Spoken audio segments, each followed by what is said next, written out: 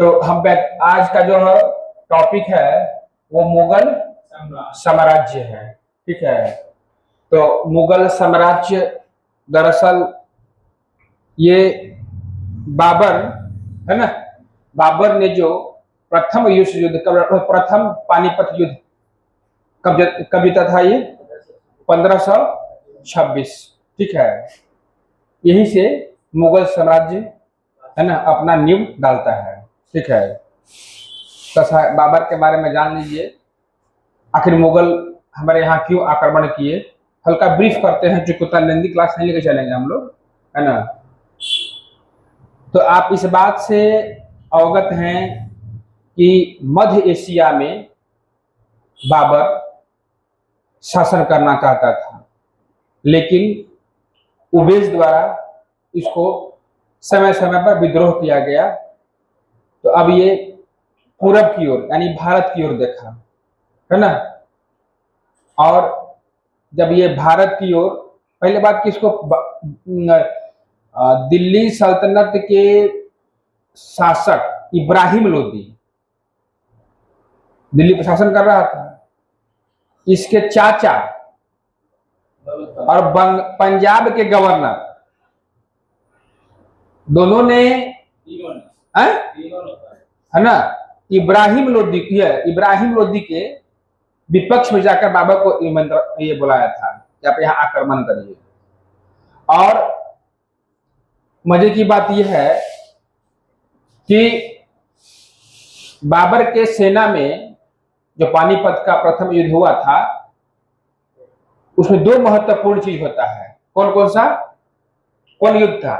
एक है उस्मानी युद्ध, इसमें तोप का प्रयोग किया गया है ना।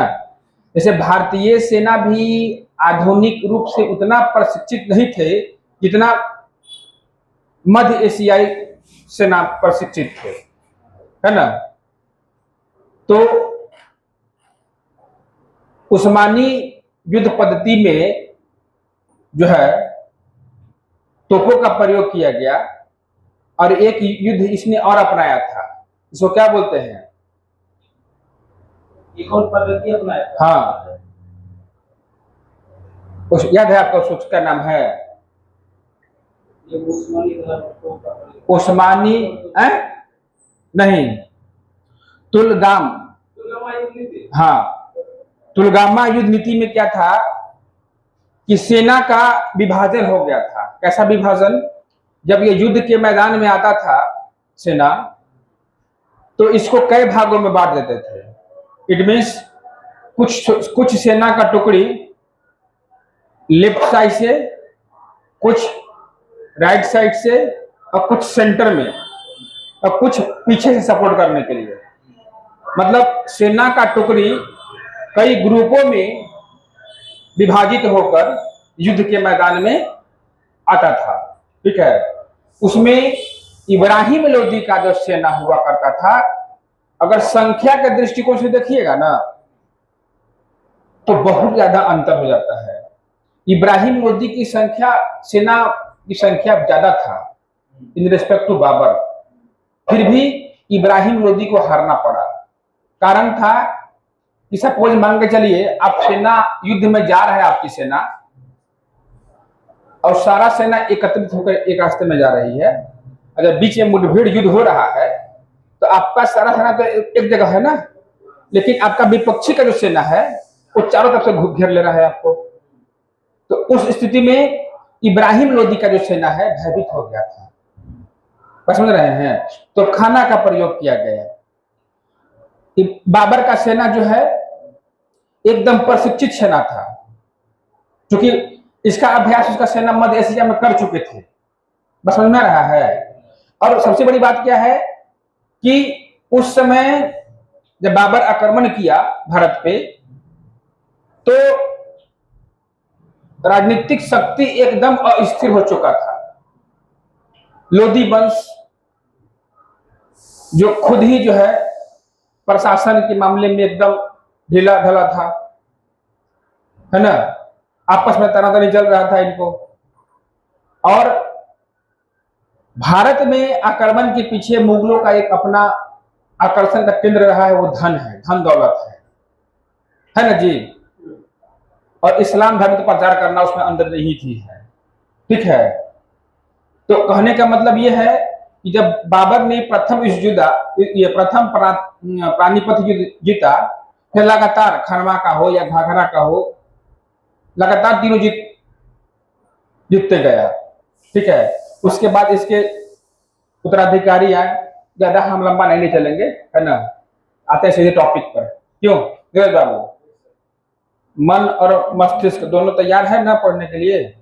हैं? किसी भी प्रकार का कोई नहीं है? चल शुरू किया जाए। सबसे बड़ी बात क्या है ना कि लेक्चर के क्लास में होता क्या है कि आप खुल के टॉपिक को समझाते हैं और लिखवाते हैं।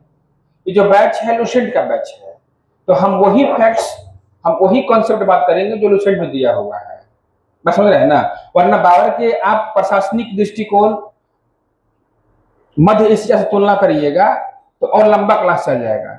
आखिर बाबर ही क्यों? समकालीन शासक और थे, पूर्व की दिशा में ही क्यों?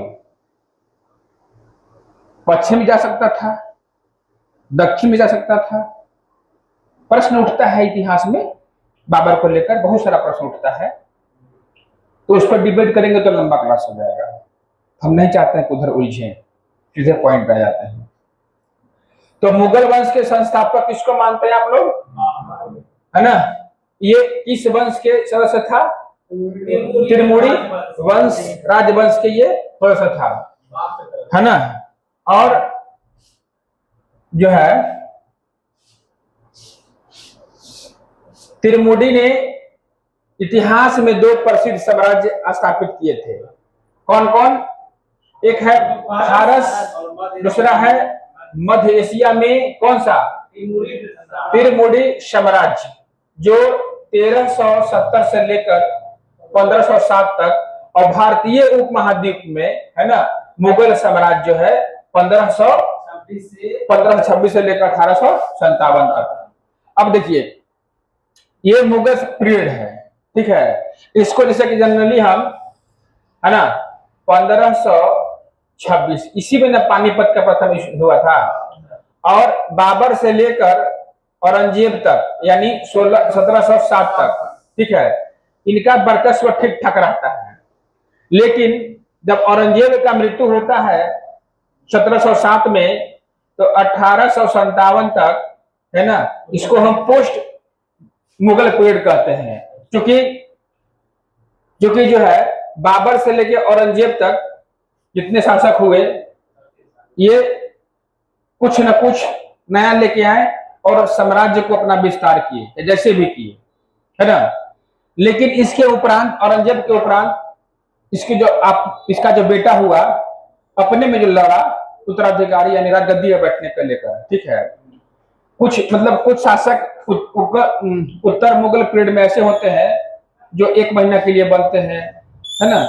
वैसा शासक बन के क्या करेगा साम्राज्य के लिए? बहुत लंबा इनका शासन काल नहीं रहा है किसी भी शासक का, है ना। तो एक कमजोर और ढीला ढाला शासक मिलता है उत्तर मुगल पीरियड में, ठीक है, इसलिए इसको उत्तर बोल दिया गया है।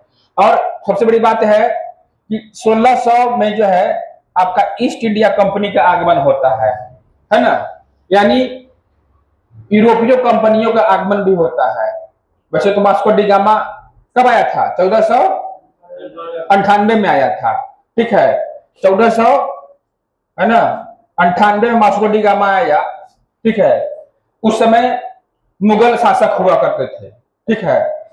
तो 1400 में जब 98 में यूरोप के लोग आए, व्यापार करने के दृष्टिकोण से आए थे, वो भी, उनको भी आने के लिए मजबूरी था। ऐसा नहीं था कि शौक से यहाँ आए थे। वो भटकते भटकते जो है, होता है ना कि रास्ते में जा रहे हैं, अब कहीं डायमंड मिल जाए 1-8 किलो, है ना, हो तो फिर सोचेंगे कहीं फिर जा रहे हैं, फिर कहीं मिल ना जाए, है ना।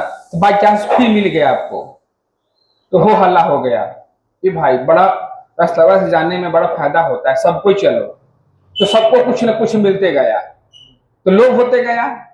तो उसी रास्ते में कोई बिल्डिंग बना लिया, कोई अपना फैक्ट्री खोल दिया कि अब यही रहेंगे, हो सकता है फिर कहीं मिल जाए, है ना। तो लगभग सीन वैसे ही था। तो आप देखेंगे जब औरंगजेब का मृत्यु हो जाता है 1707 में, उससे पूर्व अंग्रेज भी मुगलों से कुछ कई जगह संधि करके, युद्ध करके, है ना, अपना कंपनी स्थापित करते हैं और आगे बढ़ाते हैं। और कहीं कहीं जो यहाँ के जो लोकल शासक थे उनसे भी संधि करते हैं, युद्ध भी करते हैं। तो वो एस्पेक्ट आपका हो जाएगा आधुनिक भारत का, तो उसमें हम नहीं जाएंगे, ठीक है। यही होता है ना कि जब आप इतिहास में जब आप लेक्चर देना शुरू करते हैं तो एकदम सीरीज से समझना होता है, तभी आप समझ पाएंगे। इतिहास को जब तक आप सीक्वेंस से नहीं समझेंगे, पैटर्न को नहीं समझेंगे, तो फिर इतिहास इतिहास रह जाएगा, ना कि कंसेप्ट डेवलप होगा आपका। तो कहा थे जी हम लोग 1526 से लेकर 1857 तक, ये भारतीय उपमहाद्वीप में मुगल साम्राज्य की इन्होंने स्थापना किया था, ठीक है। और उत्तरवर्ती मुगल शासक कौन हुए? तुर्क और सुन्नी, है ना, कौन थे? मुसलमान थे। बाबर ने मुगल वंश की स्थापना के साथ साथ पादशाही की स्थापना की, जिसके तहत, है ना, मुगलों को शासकों का कहा गया, बादशाह कहा गया, है ना जी। बात समझ में है ना जी, है ना। फिर आप देखेंगे बाबर जो है 1526 से लेकर 1530 तक, ठीक है, आपको शासन करता है। ये इसका जन्म जो है फरवरी 1400 कब होता है? 83 में होता है बाबर का जन्म। इसके पिता का नाम क्या है? उमर शेख मिर्जा फरगना नामक छोटे राज्य के शासक था, ठीक है। बाबर फरगना के गद्दी पर कब बैठता है? 8 जून 1494 को, और 1498 में कौन आता है? Vasco D gamma. जब वास्को डी गामा आने से पहले ही बाबर जो है ना, बाबर गद्दी में बैठता है। बाबर ने 1507 ईस्वी में कौन सा लिया था? बादशाह की उपाधि लिया, जिसे अब तक किसी तैमूर शासकों ने जो है इस उपाधि का धारण नहीं किया था। बाबर जो है, बाबर के 4 पुत्र कौन थे? हुमायूं, कमरान, अस्करी और हिंडाल, ठीक है। बाबर ने भारत पर कई बार आक्रमण किया? 5 बार आक्रमण किया। बाबर का भारत के विरुद्ध प्रथम अभियान कब था? 1519 में। किसमें? ये शोक जाति के विरुद्ध इसका प्रथम अभियान था। 1500 कब था? 1519 में इसका था, 1519 में था। इस अभियान में बाबर ने क्या किया था?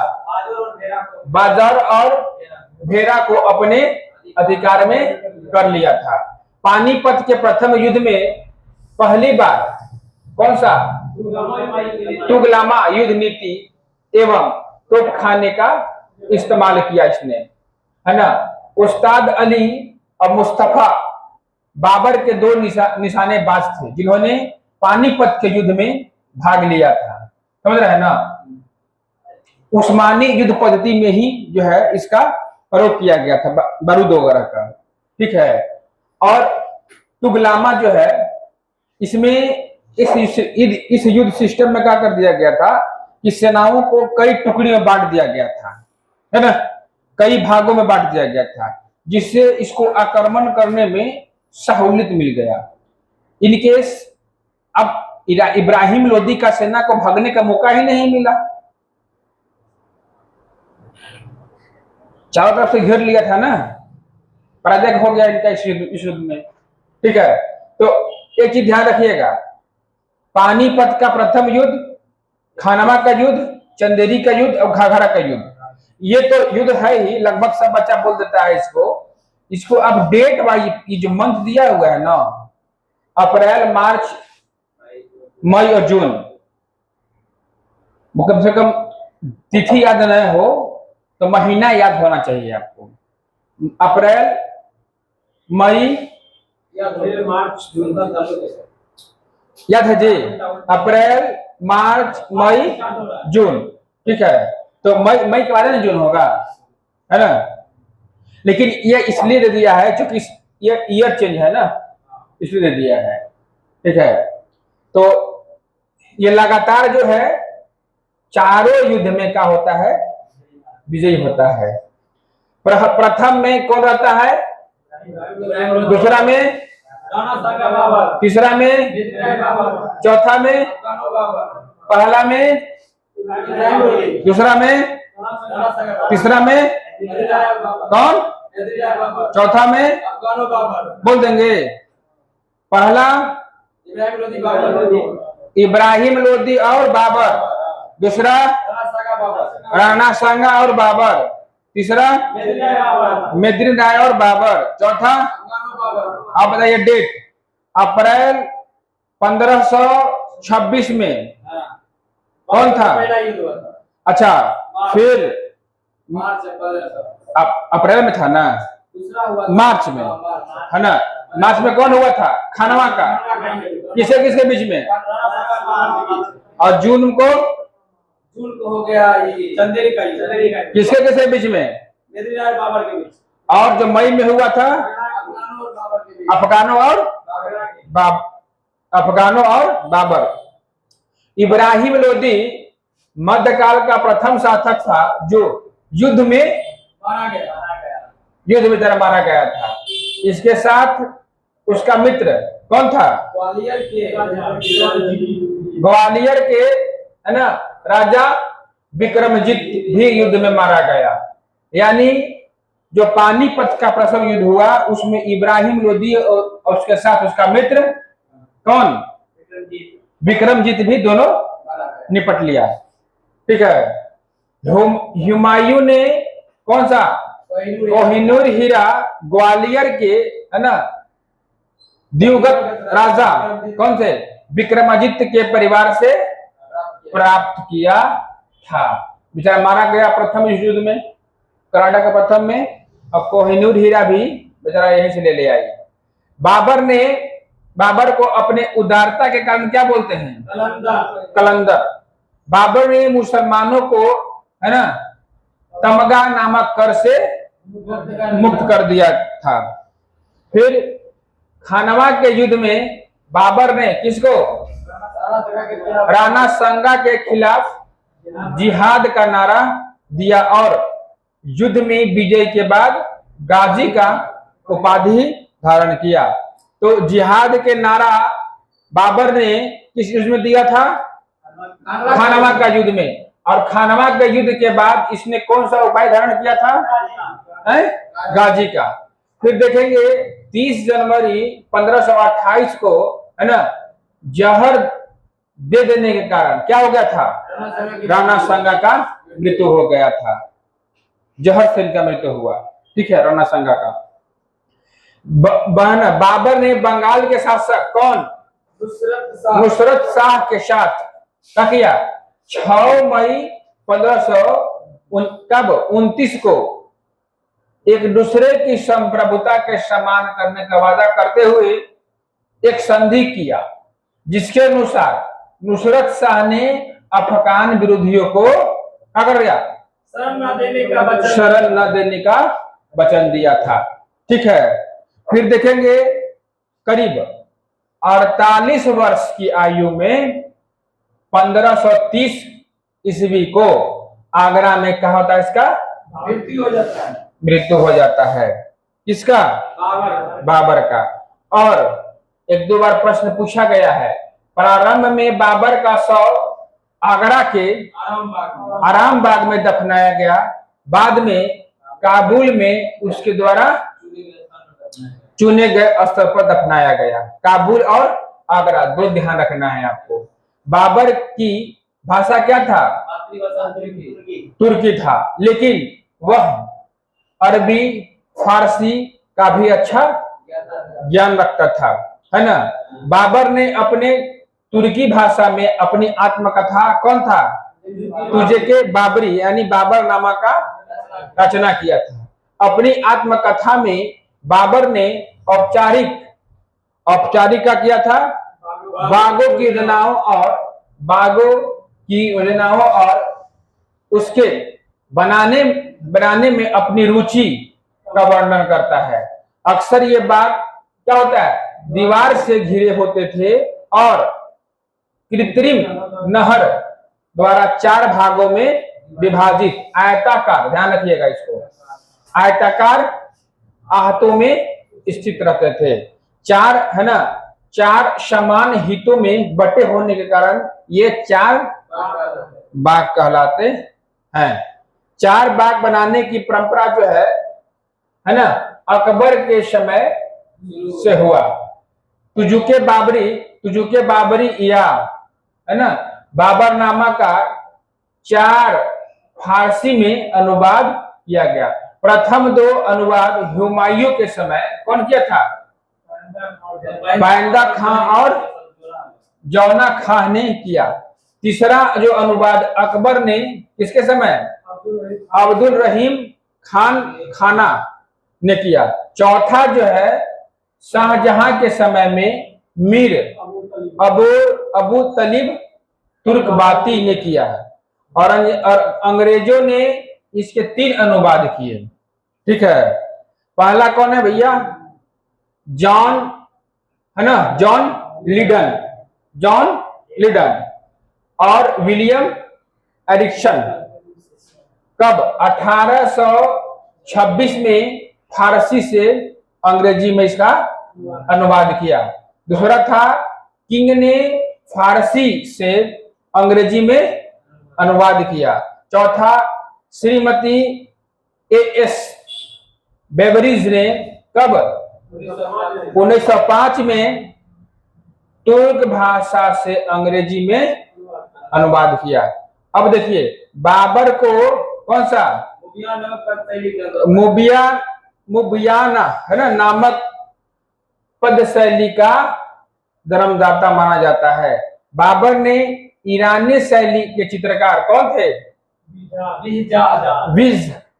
विहजाब तथा फारसी लिपि के कौन, खुशनवीस। मीर अली को भारत लाकर मुगल लघु चरित्र का शुरुआत किया था। बाबर प्रसिद्ध नक्शबंदी सूफी कौन थे, ख्वाजा उबैदुल्ला अहरार की अनुयायी था। बाबर के उत्तराधिकारी कौन हुआ, बाबर के क्या गो पुत्र हुए, 4 गो हुए। अब हुमायूं बैठता है गद्दी पर कब, 1530 से लेकर 1530 तक, 40 है ना, तो लगभग मान के चलिए है ना। इसका जन्म कब होता है जी, ये जो है आगरा के राजगद्दी पर 30 वर्ष की अवस्था पे जो है 23 वर्ष की अवस्था में जो है बैठता है। कब बैठता है ना, 29 दिसंबर 1530 को आगरा में 23 वर्ष की अवस्था में सिंहासन पर बैठता है। और गद्दी पर बैठने से पहले हुमायूं कहाँ का था, सूबेदार था है ना। अपने पिता के निर्देश के अनुसार हुमायूं ने अपने राज्यों का क्या किया है ना, अपने भाइयों में कर दिया। इसने कमरान को क्या किया, काबुल और गंधार, और दूसरा क्या था, मिर्जा अस्करी को संभल, और मिर्जा हिंदाल को अलवर और मेवाड़ के जागीर दे दिया। मतलब जो उत्तराधिकारी को लेकर वाद विवाद हुआ था, तो हुमायूं ने अपने तीनों भाइयों को, 4 गो पुत्र था बाबर का है ना, तो हुमायूं अपने तीनों भाइयों को अलग अलग प्रांत में उन्होंने जागीर दे दिया। जा सिमरन जा यस जा, ठीक है। और क्या किया, जागीर बांट दिया है ना, अपने चचेरे भाई किसको? सुलेमान मिर्जा को हुमायूं ने क्या किया था? बख्तियार प्रदेश दिया। और फिर 1533 ईस्वी में हुमायूं ने दिनपनाह नामक नगर स्थापना किया था। अब एक युद्ध और आता है, चौसा का युद्ध कब होता है? 15 नहीं है जी, पहले पढ़ना है आपको 25 जून 1539। ओके, किसे होता है? हुमायूं और शेर शाह के बीच में होता है, शेर खां के बीच में। ठीक है, इस युद्ध में विजय कौन होता है? शेर खां। इस युद्ध के बाद शेर खां ने क्या? शेर शाह की पदवी ग्रहण किया, यानी शेर शाह का नाम क्या था? शेर खां। चौसा के युद्ध में बाबर को ये पराजित किया था। कब हुआ था? 25 जून 1539 में हुआ था। याद है जी? इसको जो है बोलते हुए थक गए हैं हम। अगला क्या है? हाँ, बिलग्राम या कनौज का युद्ध कब हुआ था? 17 मई 1540, एक साल बाद में हुआ जी। 39 में कौन हुआ था? चौसा का युद्ध। और कनौज या बिलग्राम का युद्ध, ये दोनों युद्ध किसके बीच में होता है? शेर खां या शेर शाह। शेर शाह का ही नाम था शेर खां, तो शेर खां और हुमायूं के बीच में होता है। इस बार जो होता है हुमायूं, इस बार भी हुमायूं क्या होता है? पराजित होता है। और शेर खां ने आसानी से आगरा एवं दिल्ली पर कब्जा कर लिया। माने कौन? शेर खां, शेर शाह, इसका नाम शेर खां था, है ना। ये दो युद्ध जीता। पहला चौसा का जीता 39 में, और 40 में कन्नौज का युद्ध या बिलग्राम का युद्ध जीता। ठीक है, और बिलग्राम का जब युद्ध जीतता है ये, तो आगरा और दिल्ली पे कब्जा कर लेता है। बात समझ में आ रहा है बाबू? याद हो रहा है जी? रिविजन चल रहा है ना बढ़िया से? कोई दिक्कत तो न है? सवाल करना, बोलो। अच्छा, तुम मत पढ़ो, तेरा भाई पढ़ रहा है, ठीक है, बोलना ना थोड़ा मेरे एग्जाम में आप दे दीजिए। अरे क्या बोलते हैं, उत्तराधिकारी के लिए युद्ध हो रहा है, आपस में संघर्ष हो रहा है, तो तेरा कोई सपोर्ट करेगा? गल्ला काट प्रतियोगिता है, तो आपको कोई प्रश्न बताएगा एग्जाम हॉल में? जो इमोशनल होगा वही नहीं बताएगा, वो भटक नहीं बताएगा। हाँ, इसको बोलते हैं क्या? एकदम बेतुका सवाल, जिसको कोई समझ नहीं हो। समझो, एक सेकंड देखो, जब शासक बनने के लिए आपस में तालमेल नहीं है, तो जब युद्ध छिड़ेगा तो तुमको लगना कर सपोर्ट करेगा वो कोई भी? बस समझ में आ रहा है? तो ठीक है, चलो कोई बात नहीं है। तो दोनों युद्ध समझ गए ना जी। अब अगला क्या है? बिलग्राम युद्ध के बाद क्या होता है? हुमायूं सिंध चला गया, है ना, और है ना, जहां उसने 15 वर्ष तक क्या घुमक्कड़ों जैसा निर्वासित जीवन व्यतीत करने लगा। वही कहा गया है कि लगातार 2-3 में एग्जाम नहीं निकलता है तो आदमी क्या करता है? डिमोटिवेट हो जाएगा। हे, एग्जाम नहीं निकल रहा है, वो एग्जाम देने से कोई फायदा नहीं है, पढ़ने से कोई फायदा नहीं है। जब फिर 4-5 दिन वो सोच लेगा, समझ लेगा, तो फिर एकदम घायल योद्धा की तरह टूटेगा और प्रहार करेगा। यानी जो पढ़ता था 8 घंटा पढ़ेगा, 10 घंटा 12 घंटा, तो 22 लाख पीटी हो जाएगा, तो और मनोबल बढ़ेगा। तो हुमायूं भी जब तुमको युद्ध लगातार हारा, बेचारा सिंध चला गया और घुमक्कड़ प्रवृत्ति के हिसाब से, खाना बदोश के हिसाब से वहां जिंदगी जीना शुरू किया। यही बात नहीं है जी। और शेर शाह का तो मनोबल और एकदम जो है बढ़ रहा था नदी। यस, निर्वासित है ना, निर्वासन के समय हुमायूं ने क्या किया था? हिंदाल के आध्यात्मिक गुरु है ना, फारसवासी, है ना, सिया कौन थे? मीर बाबा दोस्त उर्फ मीर अली अकबर जमी के पुत्री कौन था? हमीदा बानो बेगम से क्या किया इसने? अगस्त 1541 को निकाह कर लिया। यही तो गलती किया, ही नहीं करना चाहिए था। कलांतर में क्या किया? हमीदा से ही अकबर जैसे महान सम्राट का जन्म हुआ। अरे जन्म, अरे तो कोई और से जन्म लेता, उसका अकबर ना हो, कुछ और नाम होता। ठीक है। फिर जो है 1555 में हुमायूं ने क्या किया था? पंजाब के सूरी शासक सिकंदर को पराजित कर पुनः दिल्ली पर बैठ गया 55 में।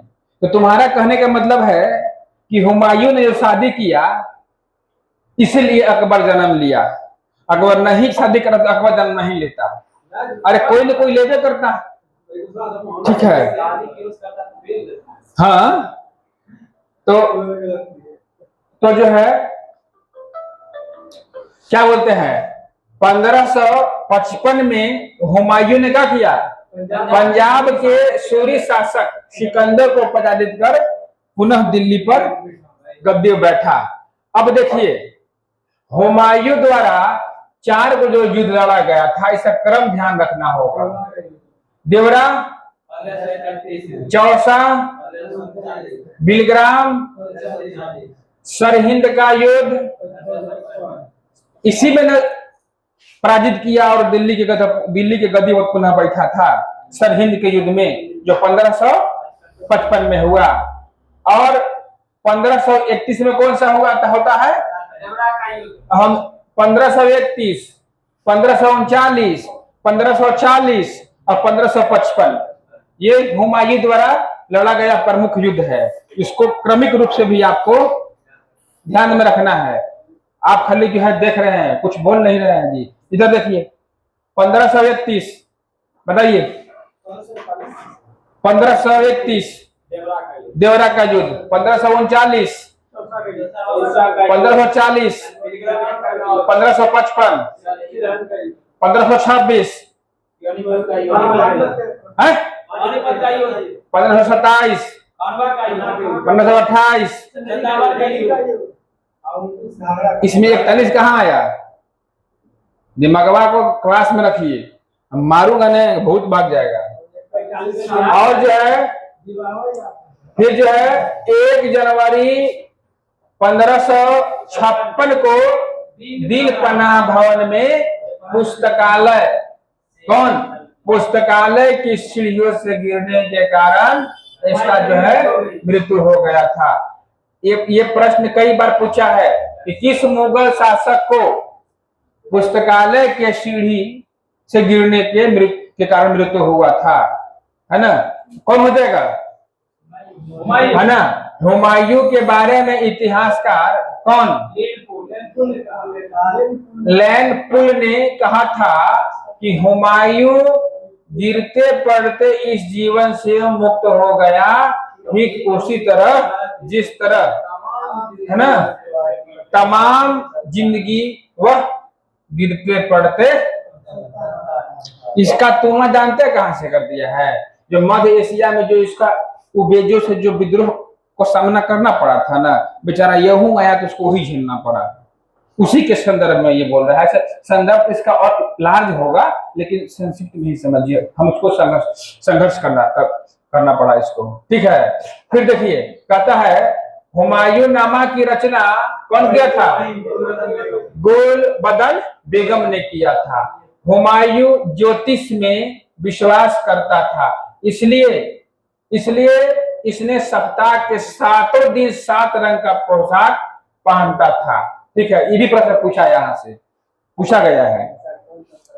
रविवार को, सोमवार को, मंगलवार को, बुधवार को या अच्छा गुरुवार को असमानीय और शुक्रवार को हरा और शनिवार को धारण करता था।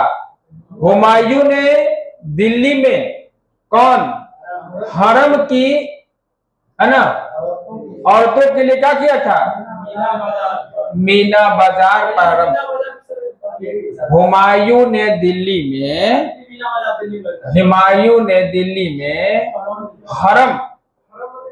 हरम की औरत के लिए क्या किया था? मीना बाजार प्रारंभ किया था। फिर जो है आइए शेरशाह का जो है कब बैठता है? 1540 से कब होता है? 1545। कौन आता है? शेरशाह। इसका नाम क्या था? शेर खां। और इसको क्या बोलते हैं? शेरशाह। ठीक है, बात समझ में आ रहा है ना जी? हुमायूं को इसने 2 युद्ध में हराया था लगातार। कौन था युद्ध? चौसा और कब हुआ था? चौसा का 25 जून को हुआ था। और कन्नौज का मैंने याद कुछ कर रहे हैं ना। सूर जो है साम्राज्य के संस्थापक है ना, अफगान वंशीय शेरसूरी था, है ना। और फिर देखेंगे डॉक्टर KR कानूनगो के अनुसार हरियाणा प्रांत के नारनौल महेंद्रगढ़ स्थान पर इब्राहिम के पुत्र हसन के घर वर्ष 1486 में क्या हुआ था? जन्म हुआ। परमात्मा है ना परमात्मा परमात्मा शरण का विचार है कि शेरशाह का जन्म जो है 1472 में हुआ। इसके बचपन का नाम क्या था? फरीद खां। और ये सूर्यवंश से संबंधित था। इसके पिता हसन खां जौनपुर राज्य के अंतर्गत सासाराम के जमींदार थे, है ना। फरीद ने एक शेर को तलवार कि एक ही वार से मार दिया था। एक ही वार से मैंने एक ही बार मार दिया था। उसकी इस बहादुर से प्रसन्न होकर बिहार के अफगान शासक सुल्तान कौन? मोहम्मद बहार खां लोहानी ने उसे शेर खां के ऊपर दिया था, है ना। शेर खां बिलग्राम के युद्ध कब? 1540 ईस्वी के बाद दिल्ली के गद्दी पर बैठता है। इसका मृत्यु कालिंजर के किले को जीतने के क्रम में 22 मई 1545 में होता है, वो है ना। और मृत्यु के समय वह क्या रहता है ना, उक्का नामक, है ना, क्या था? अग्नेयास्त्र, है ना, अग्नेयास्त्र चला रहा था। और कालिंजर का शासक कौन था? किरण सिंह। हिंद तथा ईरानी वास्तुकला के समन्वय, है ना, का प्रथम उदाहरण जो है ना, शेरशाह के मकबरा जो शेरशाह में, है ना, सासाराम में झील के बीच में ऊंचे टालों पर निर्मित है। ठीक है, कौन सा शैली है ये? है ना, तो हिंदू और ईरानी वास्तुकला के समन्वय का प्रथम एग्जाम्पल जो है सासाराम के जो मकबरा है शेरशाह सूरी बनाया था, जो है ना, उसके उस पे निर्मित है। अब देखिएगा, है ना, अगला जो पॉइंट है, रोहतासगढ़ किला और किला ये पुन्हा नामक मस्जिद का निर्माण शेरशाह के द्वारा किया गया था। शेरशाह ने रोहतासगढ़ के दुर्ग और कन्नौज के स्थान पर शेरसूरी नामक नगर बनवाया था। शेरशाह के उत्तराधिकारी कौन हुआ? इस्लाम शाह। इस पॉइंट का आप ध्यान रखिएगा, कभी कभी उत्तराधिकारी से प्रश्न पूछ देता है, फलना व्यक्ति को उत्तराधिकारी कौन रहा। ठीक है, कौन था? इस्लाम शाह। शेर शाह ने भूमि की माप के लिए इसने क्या किया था? 32 अंक वाला सिकंदरी गज एवं सन की डंडी का प्रयोग किया था। शेर शाह के समय पैदावार हाँ लगभग कितना था? 1/3 सरकार लगान के रूप में वसूला करता था। शेर शाह ने सोने के सिक्कों का क्या बोला? अशरफ, चांदी के सिक्का रुपया और तांबा का है ना जो 380 ग्रेन नामक सिक्का चलाए थे। ये भी पॉइंट ध्यान रखना है आपको। जैसे घटना चक्र लगाएंगे ना हम लोग तो ये सारा प्रश्न ये सारा मिलेगा आपको, सब मिलेगा एकदम, है ना। और हम लोग जल्द ही लेके आएंगे उसको। चांदी का रुपया सर्वप्रथम शेर शाह ने जारी किया। चांदी के रुपया तांबे के है ना, तांबे के दाम का है ना विनिमय के अनुपात कितना था? 1:64 था। शेर शाह के समय तांबे के अन्य सिक्के कौन थे? अधोला, काबला, दमड़ी और जीतल। ये सब क्या है? सिक्का का प्रकार है। तो ये देखो मतलब थोड़ा सा ये क्या है, ये जनरली आम बच्चों लोगों को याद नहीं होता है, तो इस दृष्टिकोण से आपको ध्यान रखना होगा। ये सिक्का का ही जीतल तो पकड़ लीजिएगा, है ना, और दमड़ी पकड़ लोगे, दमड़ी और पालवा और अधोला,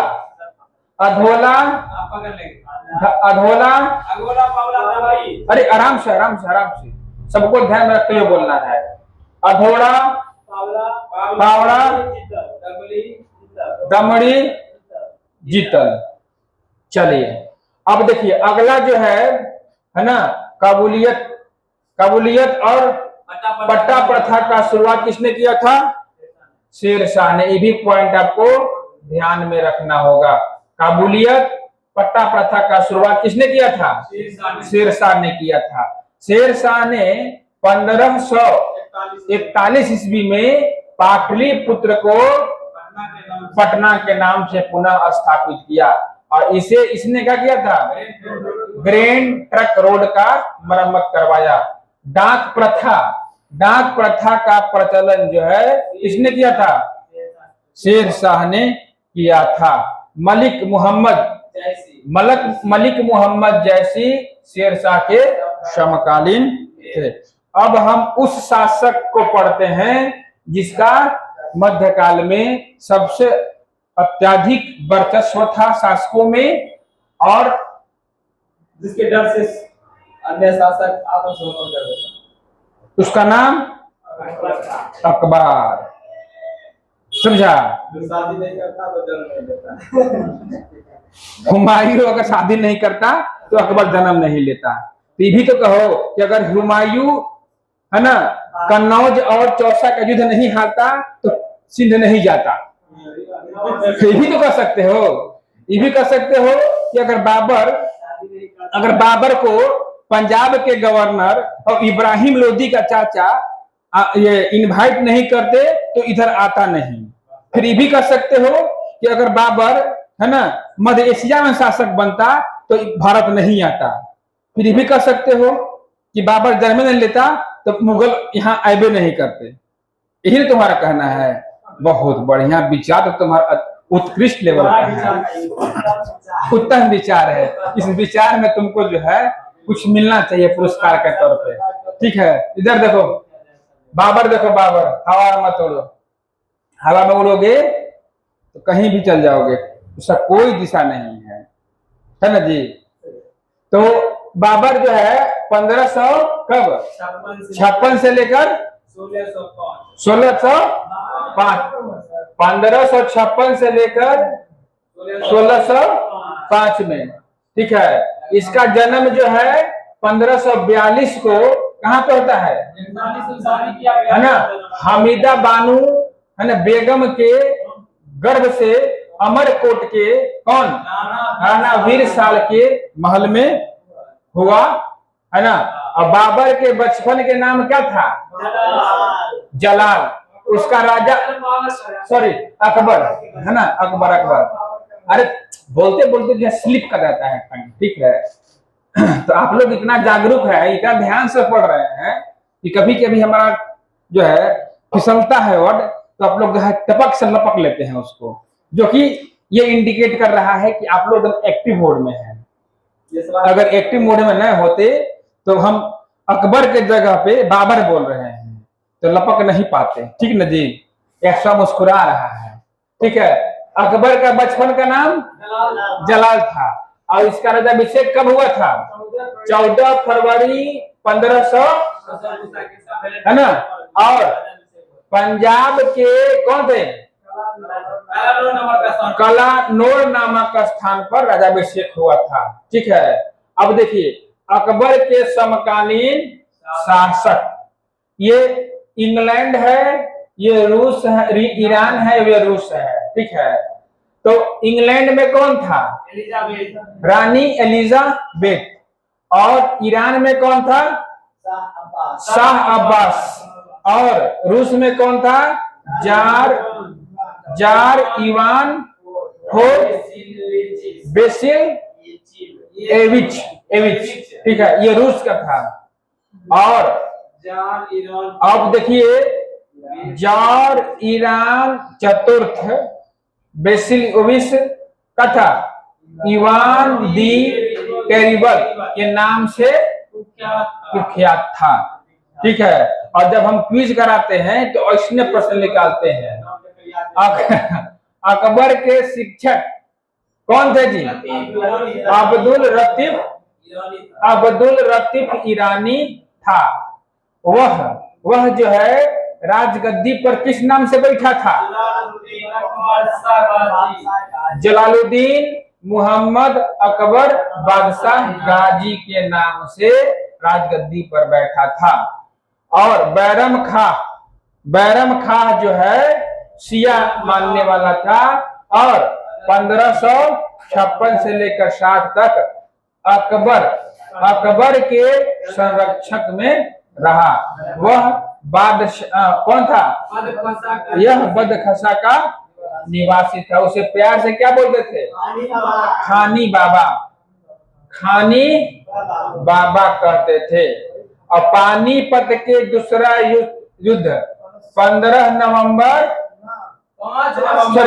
नवंबर 1556 को होता है, पानीपत का। और पहला जो है 1526, दूसरा 1556, ध्यान रखिएगा। अब देखिए, ये जो है अकबर और हेमू के बीच में होता है, जिसमें अकबर विजयी हो जाता है। तो पानीपत का second war is equal to, अरे 1556 बोलो ना जी, कहा तुम लोग नहीं बोल रहे हो? बाबर और हेमू के बीच में हुआ था, जिसमें अकबर और हेमू के बीच में हुआ था। बाबर बोल रहे हैं, ठीक है। अकबर और हेमू के बीच में हुआ था, जिसमें अकबर क्या हुआ था? विजय हुआ था, ठीक है। फिर आप देखेंगे 31 जनवरी, है ना, 31 जनवरी 1500, है कब? 61 को, है ना, मक्का के तीर्थ यात्रा के दौरान क्या था? पाटन नामक स्थान पर किसका? मुबारक खान नामक युवक ने बैरम खां की हत्या कर दिया। और फिर मई 1562 में अकबर ने क्या किया? हरम दल से अपने को क्या कर दिया था? मुक्त कर दिया। हल्दी घाटी का युद्ध 18 जून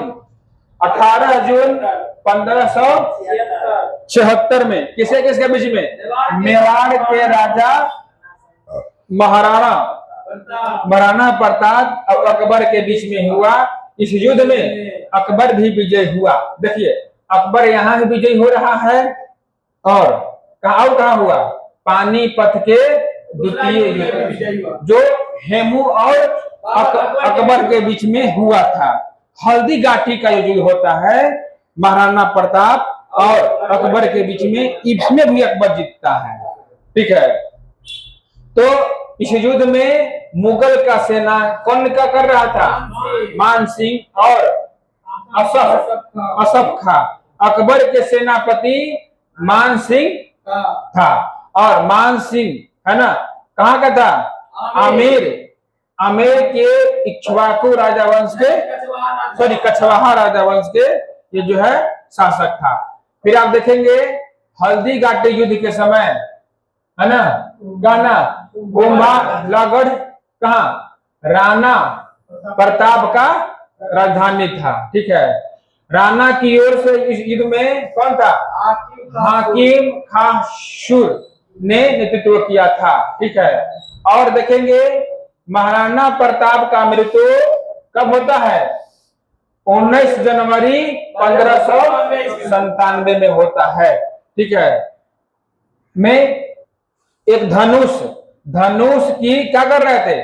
प्रत्यंता चढ़ाते हुए है ना, अंदरूनी चोट लगने के कारण इनका मृत्यु हुआ था। ठीक है, हल्दी घाटी के युद्ध के बाद जो है राणा प्रताप कहाँ चल गए थे? डूंगरपुर के निकट कहाँ था? चावड़ में अपनी राजधानी बनाए। और महाराणा प्रताप के घोड़े का नाम क्या था? और हाथी का नाम राम प्रसाद।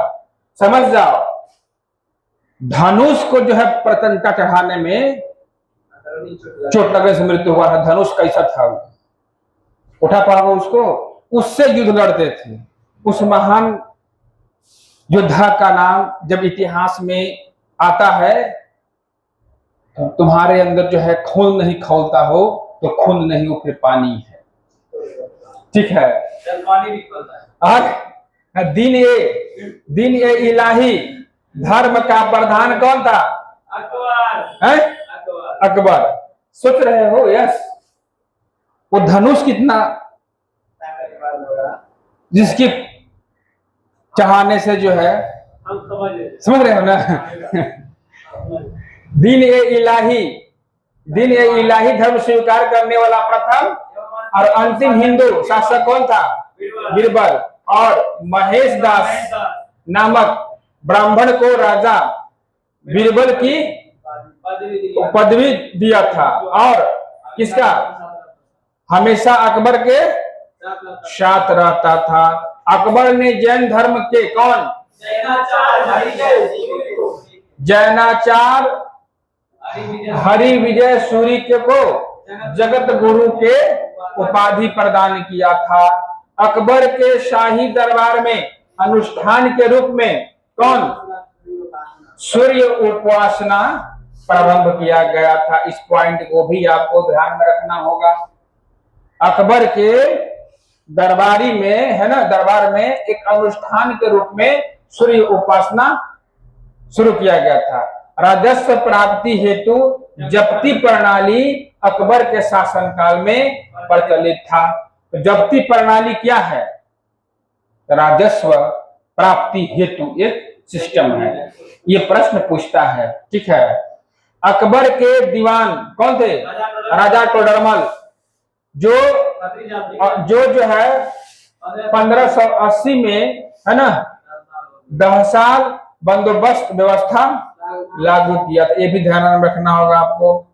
गुजरात विजय के दौरान अकबर सर्वप्रथम पुर्तगालियों से मिला और यहाँ उन्होंने सर्वप्रथम क्या देखा था? समुद्र को देखा था।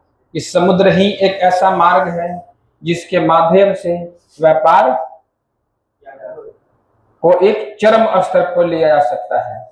ठीक है ना? हो गुजरात के अभियान को इतिहासकार कौन?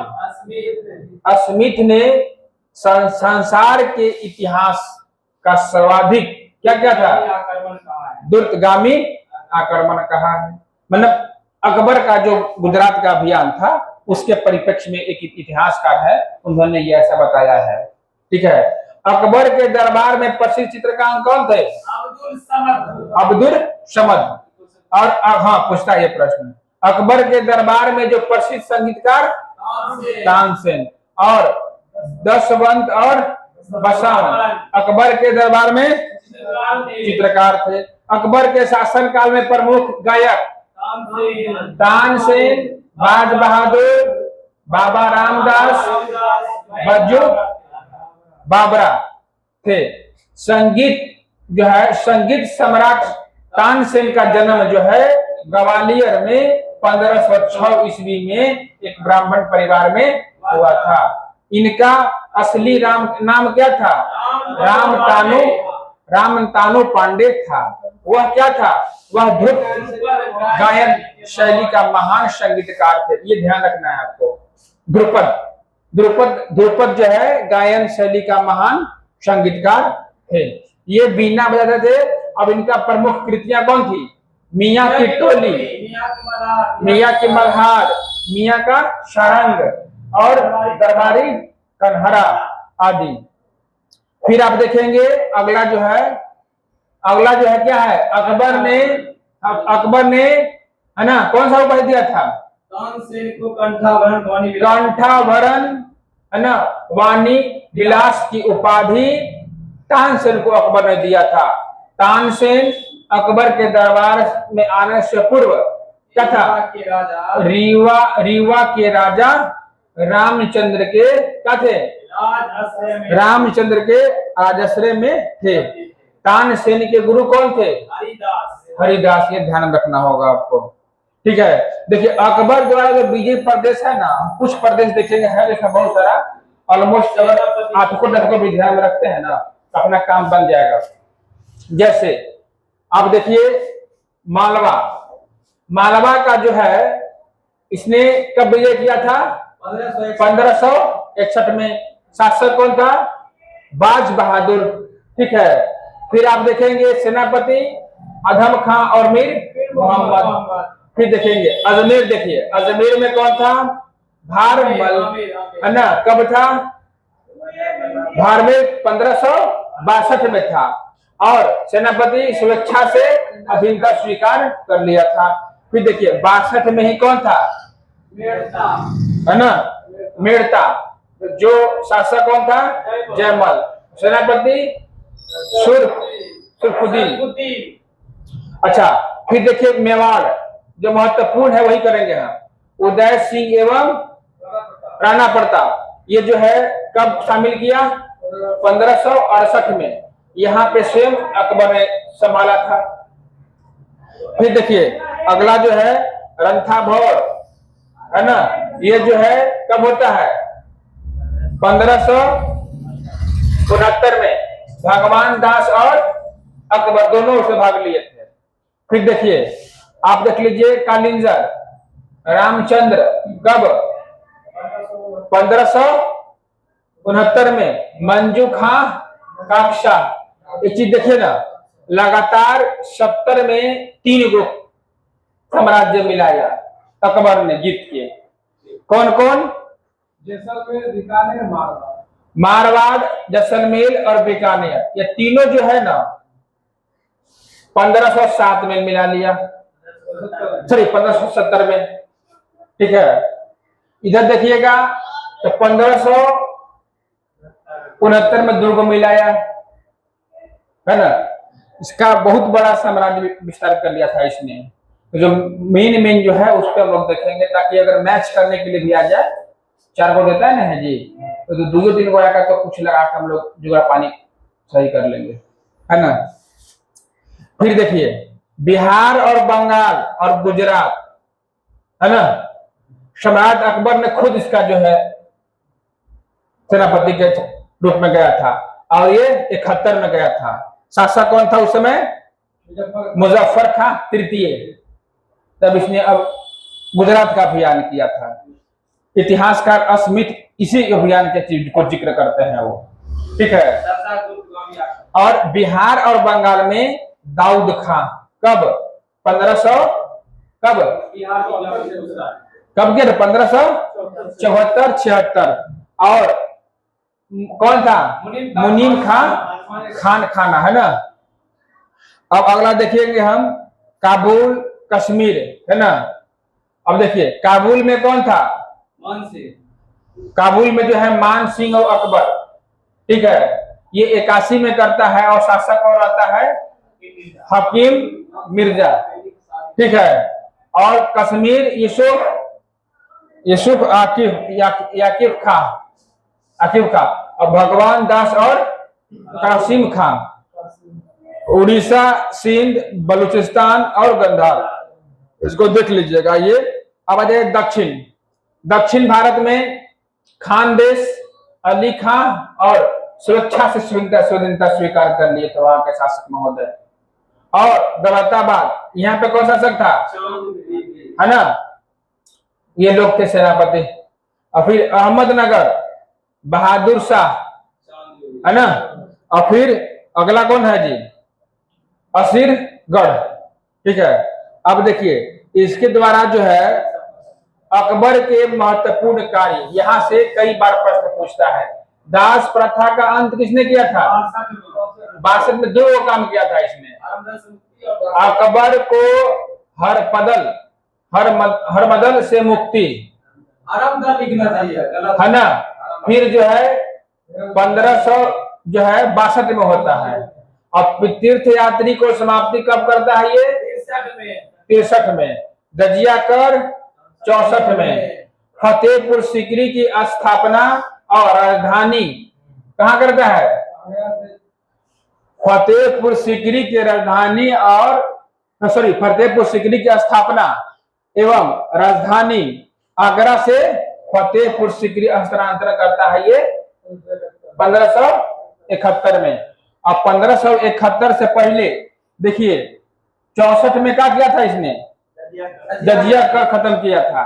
और इससे पहले 63 में तीर्थकर, और 62 में 2 चलिए अभी अगला पॉइंट देखेंगे हम लोग।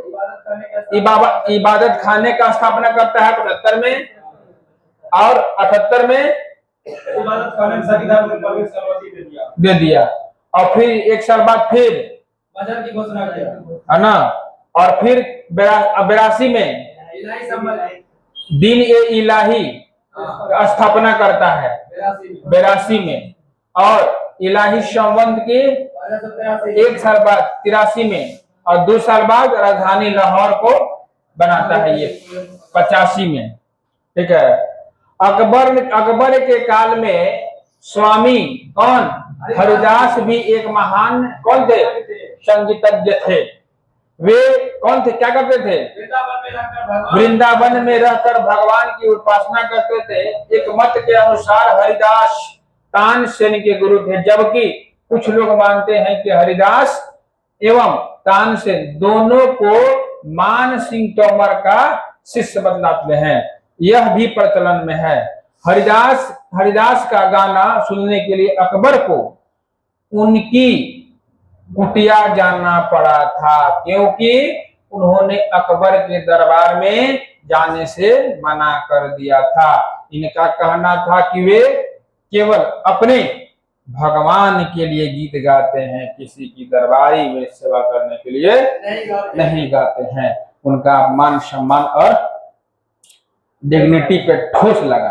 अकबर को बुलाने पे हम चल जाएंगे, नहीं अकबर खुद आओ तुम, ठीक ना, हम भगवान के लिए गाते हैं, तुम्हारे लिए नहीं गाते हैं। अगर तुम्हारा इच्छा है तो आओ, हाँ आओ, ठीक है।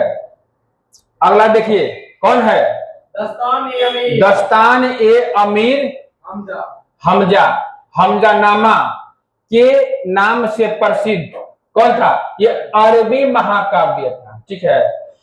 यह मुगल चित्रशाला की सबसे पहली अत्यंत महत्वपूर्ण क्या था, कृति है।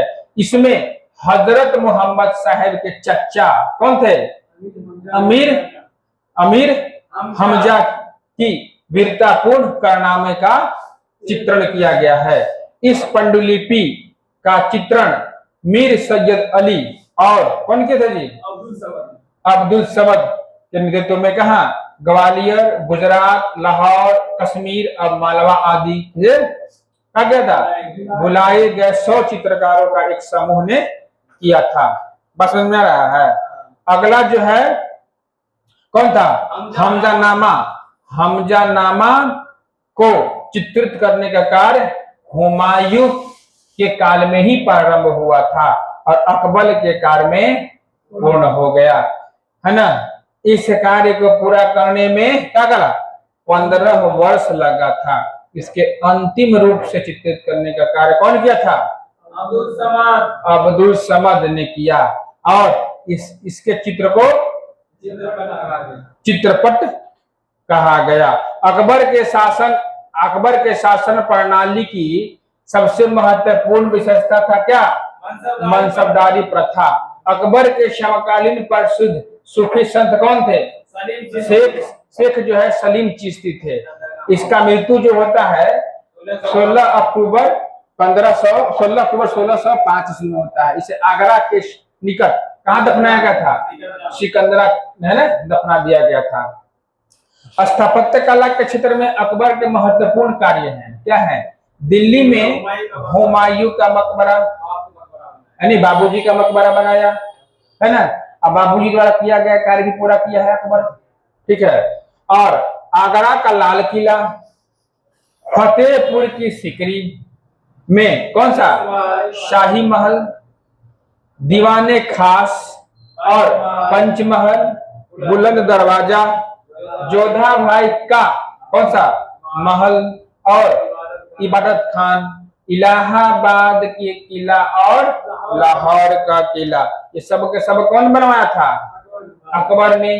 अकबर को 9 रत्न थे, कौन कौन, रुक जाइए, अबुल फजल, एक हम पूछेंगे, फिर फौजी पूछेंगे सबसे 2, तीसरा तानसेन, बीरबल, टोडरमल, राजा मान सिंह, अबुल रहीम खान ने खान, है ना, फकीर जलुद्दीन और मुल्ला 2 प्यारे।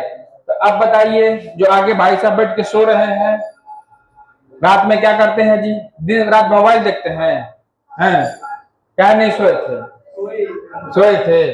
बताइए 9 गो रत्न बताइए। पहला है कौन, दूसरा एक आप बोलिए जी, आप बोलिए पीछे से, आप बोलिए 9 गो बोलिए। अबुल, हाँ 2, याद नहीं है, हाँ तुम बोलो जी, तुमको याद है, बोलो 1, 2, हाँ हाँ हाँ, बीरबल, अच्छा मान लीजिए, ठीक है। अबुल फजल का बड़ा भाई क्या था, है ना, फौजी, अकबर के दरबार में राज कवि के पद पर आसीन था। इसने किससे, भास्कराचार्य की पुस्तक लीलावती का फारसी में अनुवाद करवाया था। इसे फारसी का काव्य का मास्टर कहा जाता है। अबुल फजल ने अकबरनामा ग्रंथ की रचना किया। वह दिन ए इलाही के क्या था, धर्म के मुख्य पुरोहित था।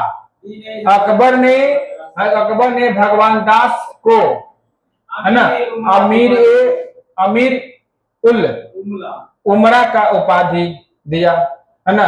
यूसुफजाइयों के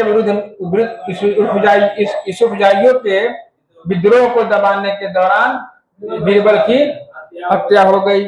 फिर आप देखेंगे 1620 ईस्वी में सलीम के निर्देश पर दक्षिण से आगरा की ओर, है ना, अबुल फजल को रास्ते में वीर सिंह बुंदेला नामक, है ना, सरदार ने इनका हत्या कर दिया था। अब देखेंगे अनुदान विभाग के स्थापना, है ना, अकबर ने अनुदान विभाग की स्थापना किया। अनुवाद विभाग की स्थापना किया। और फिर नकीब खां, अब्दुल कादिर बदायनी, है ना, और शेख सलीम ने रामायण एवं महाभारत के फारसी में अनुवाद किया। महाभारत का नाम क्या था, है ना। फिर अगला पॉइंट देखेंगे, है ना, पंचतंत्र, है ना, फारसी था कि नहीं, इसका अनुवाद किसने करवाया था, अबुल फजल ने अनवर ए सदात के नाम से, और मौलाना हुसैन फैज ने क्या किया था, यार ए दानिश के नाम से किया। हाजी इब्राहिम सरदही ने क्या किया था, अथर्वेद, और मुल्ला शाह मोहम्मद ने क्या किया था, राज तरंगनी का, और अब्दुल रहीम खान क्या किया था, तुझे बाबरी का, एवं फौजी ने लीलावती का क्या किया था, फारसी में अनुवाद किया, है ना। फौजी ने नल क्या था, नल दमयंती, है ना, कथा का फारसी में अनुवाद कर उसका नाम का किया, सहेली रखा, है ना। भागवत पुराण का अनुवाद फारसी में कोडरमल ने किया। अगला जो है अब्दुल कादिर बदायूं ने सिंहासन, है ना, बतीसा का अनुवाद इसमें फारसी में किया। और ज्योतिष के प्रसिद्ध ग्रंथ कौन था, तजक एवं तुजुक, फारसी में अनुवाद किसने, जहान ए जफर के नाम से मोहम्मद खान गुजराती ने किया। गर्दा हो गया हो। अगला क्या है ना, पंचतंत्र का अरबी भाषा में अनुवाद कौन, कलीला एवं दिमना कहलाता है। फिर आप देखेंगे कौन, निजामुद्दीन पानीपत ने क्या किया था, रामायण की परिशिष्ट के रूप में योग वशिष्ठ, है ना, का फारसी में अनुवाद किया। अकबर को क्या बोलते हैं, हिंदी साहित्य का स्वर्णकाल, ये भी मिलेगा प्रश्न। अकबर ने बीरबल और कवि प्रिय नरहरि को महापात्र का उपाधि, है ना, अकबर ने बीरबल को कवि प्रिय और नरहरि को महापात्र की उपाधि प्रदान किया था। बुलंद दरवाजा का निर्माण अकबर ने कब करवाया था,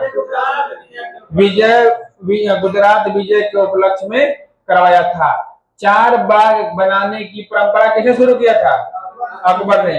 अकबर ने श्री कलम की उपाधि कौन, अब्दुल समद को, और जड़ी कलम का उपाधि मोहम्मद हुसैन कश्मीरी को दिया।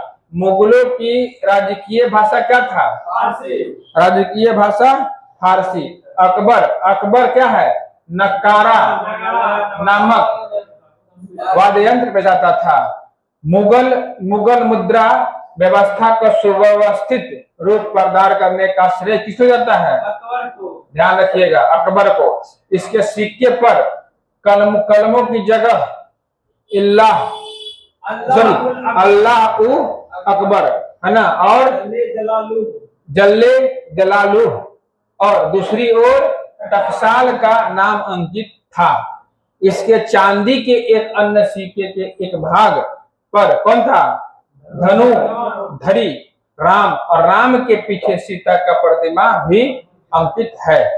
उसके ऊपर जो है राम सिंह शब्द अंकित है। ठीक है, अगला देखेंगे, अकबर ने कौन, असीरगढ़ के विजय की स्मृति में अपने सिक्कों पर क्या किया था, वाज की आकृति अंकित करवाया। अगला कौन है जी, जहांगीर। 1605 से लेकर 1600, और जहांगीर के बाद शाहजहां के बाद औरंगजेब, यानी 3 को शासक भी करना है। ऊर्जा बनाए रखिए, ठीक है ना। अकबर के उत्तराधिकारी सलीम, है ना। 24 अक्टूबर 1605 को कौन, नसरुद्दीन मोहम्मद जहांगीर बादशाही गाजी के उपाधि धारण कर गद्दी पर बैठता है। और इसका जो है जन्म होता है 30 अगस्त 1569 में होता है। अकबर ने अपने पुत्र का नाम क्या? सलीम। सलीम सूफी संत शेख सलीम चिश्ती के नाम पर रखा था। जहांगीर को न्याय का जंजीर के लिए जाना जाता है। यह जो है जंजीर सोने की बनी थी, जो आगरा के किले के शाहबुर्ज एवं यमुना तट पर स्थित पत्थर के खंभे में लगाई गई थी। ठीक है।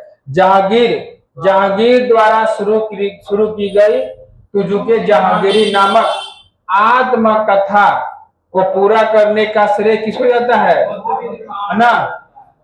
मुतबिंद खां को जाता है। जहांगीर का सबसे बड़ा पुत्र कौन था? खुसरो। खुसरो ने 1606 ईस्वी में अपने पिता के विरुद्ध युद्ध शुरू कर दिया था। किसका विरुद्ध था वो? जहांगीर के ही विरुद्ध उसने युद्ध शुरू कर दिया। कौन? खुसरो। ठीक है। खुसरो और जहांगीर की सेना है ना, सेना के बीच जलंधर के निकट भैरवाल नामक मैदान पर हुआ। और कौन? खुसरो को पकड़कर कैद में डाल दिया। ले रे, बाप बेटे को जो है युद्ध में पकड़कर समाप्त नहीं, जेल में डाल दिया था। जलंधर है ना, समाप्त नहीं किया है। और खुसरो की है ना, खुसरो की सहायता देने के कारण जहांगीर ने सिख गुरु किसको? 5वें गुरु कौन थे? अर्जुन देव को फांसी दिलवाया। और खुसरो गुरु से क्या हुआ? गोविंदवाल जाकर मिला। गोविंदवाल में मिला था। है ना। अहमदनगर के वजीर मलिक अंबर है ना के विरुद्ध सफलता से खुश होकर जहांगीर ने क्या किया था? खुर्रम को शाहजहां के उपाधि दिया था। खुर्रम को शाहजहां के उपाधि दिया था।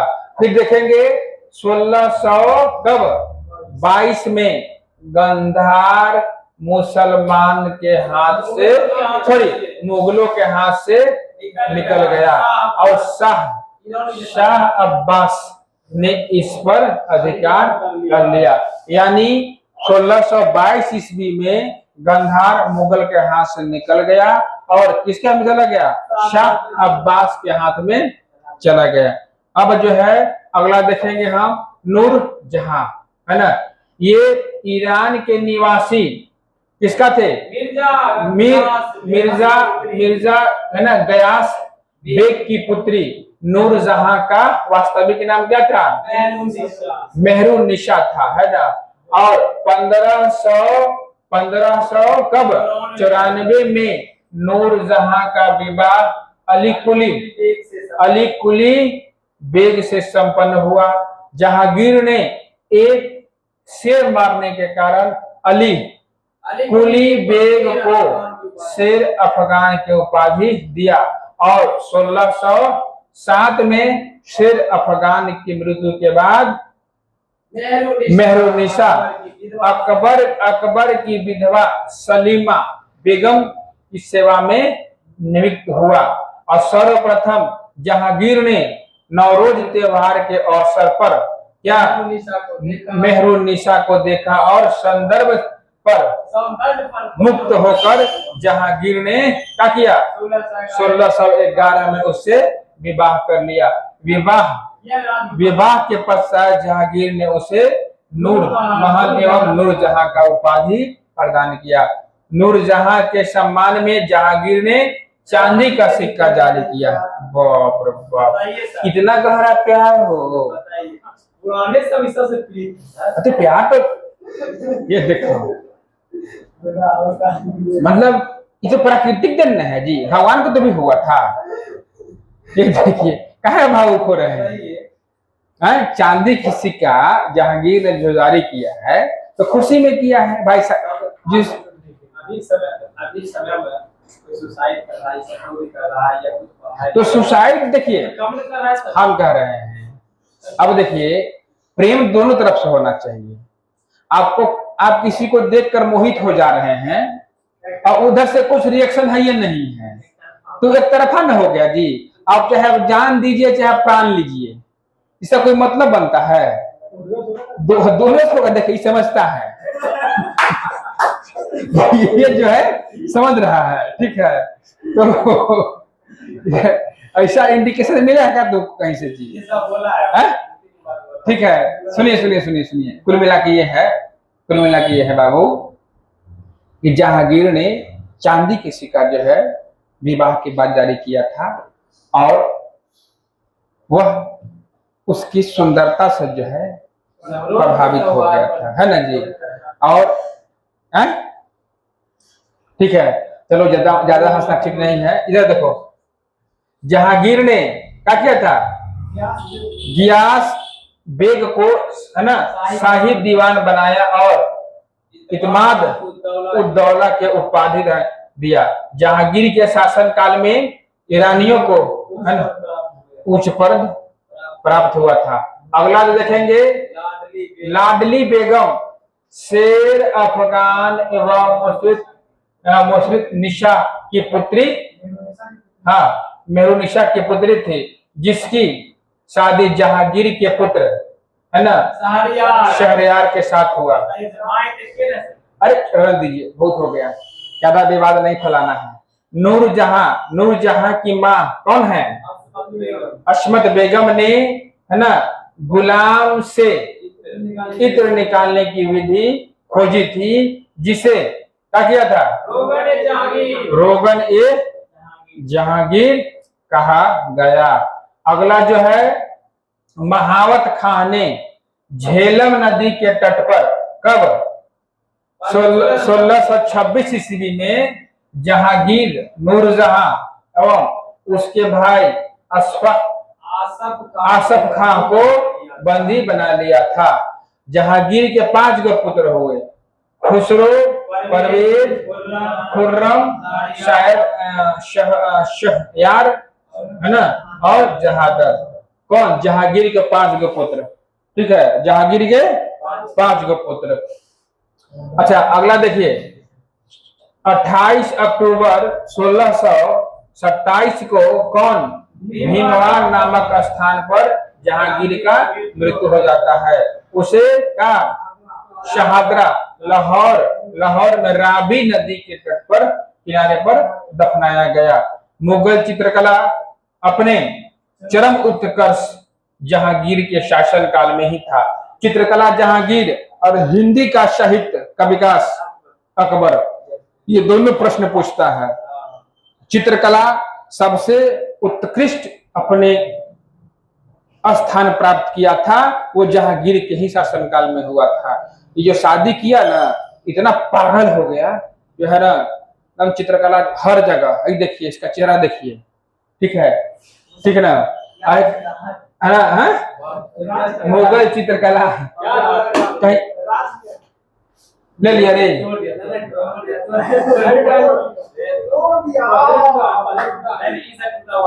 अच्छा रुको, इधर देखो, मुगल चित्रकला अपने चरम उत्कर्ष पर जहांगीर के शासनकाल में, ठीक है, हुआ है, ठीक ना। और जहांगीर के दरबार में प्रमुख चित्रकार कौन थे? आगा खां, आगा रजा, अब्दुल हसन, मोहम्मद नासिर, मोहम्मद मुराद, मुस्ताद मंसूर। तुमको जब नींद आ रहा है रात में कहीं नहीं सोता है? नहीं, गलत करते हो, जा। ठीक है, जहांगीर ने, है ना, आगा राजा के नेतृत्व में क्या हुआ? आगरा में एक चित्रशाला स्थापित किया था। मुगल शासकों में सर्वप्रथम जहांगीर ने क्या किया था? राजा की आकृति,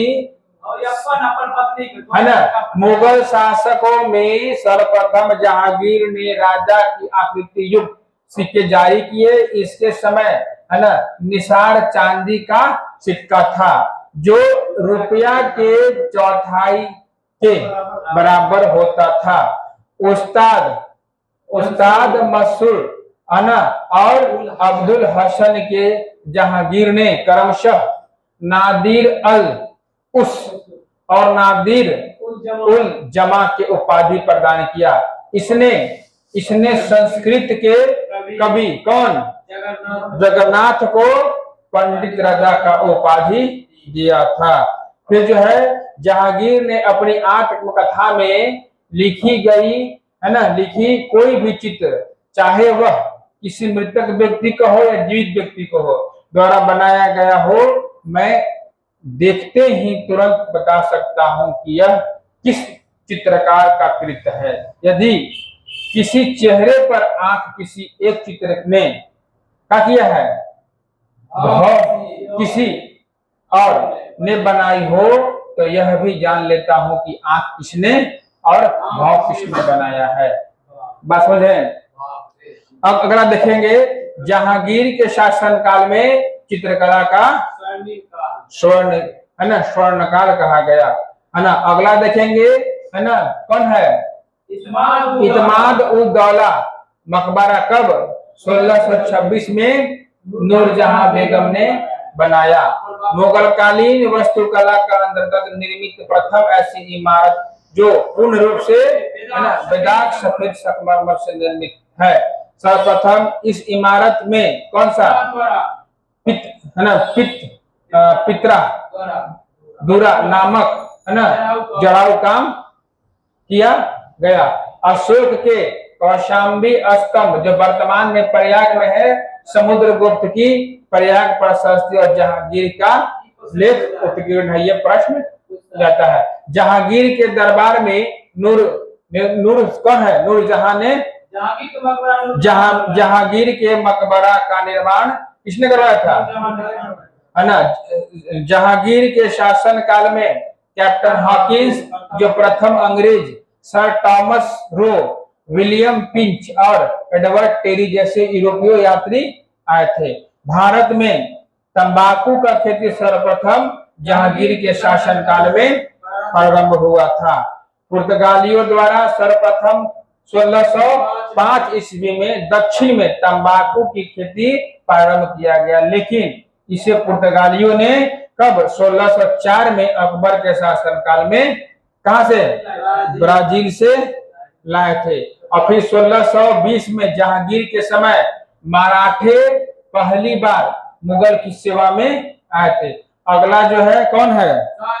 शाहजहां, जो 1627 से लेकर 15 है ना 1657 तक, 1627 से लेकर 57 तक, ये कौन है? जहांगीर है, शाहजहां है। जहांगीर के बाद कौन शासन बैठता है ना? जोधपुर के शासक कौन था? जोधपुर के शासक मोटा राजा उदय की पुत्री जगत गोसाई के गर्भ से जन्म कब हुआ था इसका? 1592 को खुर्रम है ना, जिसको क्या बोलते हैं? शाहजहां का जन्म लाहौर में हुआ था है ना। और फिर जो है 1612 में खुर्रम का विवाह किससे होता है? असफ खां की पुत्री कौन? अर्जुमंद बानो बेगम से हुआ, जिसे क्या बोलते हैं? शाहजहां ने मलिका ए जमानी की उपाधि है ना, मलिका ए जमानी की उपाधि प्रदान किया। फिर जो है 7 जून 1631 में, ठीक है, क्या था? प्रसव पीड़ा के कारण क्या हुआ था? इसका मृत्यु हो गया था। 4 फरवरी 1680 को क्या हुआ था? 28 को है ना, शाहजहां आगरा में अबुल मुजफ्फर है ना, कहा है शहाबुद्दीन मोहम्मद साहिब किरण ए सानी का उपाधि प्राप्त कर सिंहासन पर बैठा था। शाहजहां ने कौन सा? असफ खां को वजीर एवं महामद खां को कसका उपाधि दिया था? खान ने खां का उपाधि प्रदान किया था। इसने क्या किया था? नूरजहां को 2 लाख रुपया प्रति वर्ष पेंशन देकर लाहौर जाने दिया। और क्या किया इसने? फिर जो है इसका मृत्यु जो है 1600 1645 में इसका मृत्यु हो जाता है। अपनी बेगम मुमताज महल की याद में शाहजहां ने क्या किया था, ताजमहल का निर्माण आगरा में, है ना, उसके कब्र के ऊपर क्या उस्ताद ईशा ने ताजमहल की रूपरेखा तैयार किया था। इसमें इनको ध्यान रखना होगा आपको, ठीक है। ताजमहल का निर्माण करने वाला मुख्य स्थापत्य कलाकार कौन थे, उस्ताद अहम लाहौरी, ये आपको ध्यान में रखना होगा। मयूर सिंहासन का निर्माण शाहजहां ने करवाया था, ये भी प्रश्न पूछा हुआ है ना। जिसका मुख्य कलाकार कौन थे, बेबादल खां, है ना। बादशाह के सिंहासन के पीछे कौन थे, पितरा दुर्रा के जड़ाऊ काम की एक क्या था, श्रृंखला बनाई गई थी, जिसमें पौराणिक यूनानी देवता कौन, ऑर्फियंस को वीणा बजाते हुए चित्रित किया गया है ना। नोट में देखिए, पितारा दुर्रा जब संगमरमर या बलुआ पत्थर में नक्काशी किए गए खोदाई में रखे गए रंगीन सशक्त, है ना, पत्थर सुंदर, है ना, अलंकृत पैटर्न के बनते हैं, तो उसे क्या करते हैं, पितारा दुर्रा करते हैं। शाहजहां के शासन काल में स्थापत्य कला क्या था, स्वर्ण युग था, ठीक है। देखिए, हिंदी का साहित्य, संगीत अपने उत्कृष्ट लेवल पर था।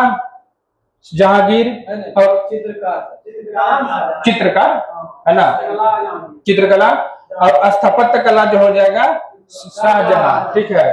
और स्थापत्य कला जो हो जाएगा वो शाहजहां के काल में हो जाएगा। शाहजहां द्वारा बनाया गया जो है प्रमुख इमारत कौन था, दिल्ली का लाल किला। इसको ये सब इमारत सुनिए, अला नहीं, देखिए, शाहजहां द्वारा जो बनाया गया प्रमुख इमारतें हैं, पहला कौन सा है, दिल्ली का लाल, एक बोलेगा कोई, दिल्ली का लाल किला। दूसरा दीवाने आम और दीवाने खास, दिल्ली का जामा मस्जिद, आगरा का मोती मस्जिद, ताजमहल एवं लाहौर का, है ना, लाहौर किला, शीश महल, ठीक है। ये सब किसके द्वारा निर्मित है, शाहजहां द्वारा निर्मित है।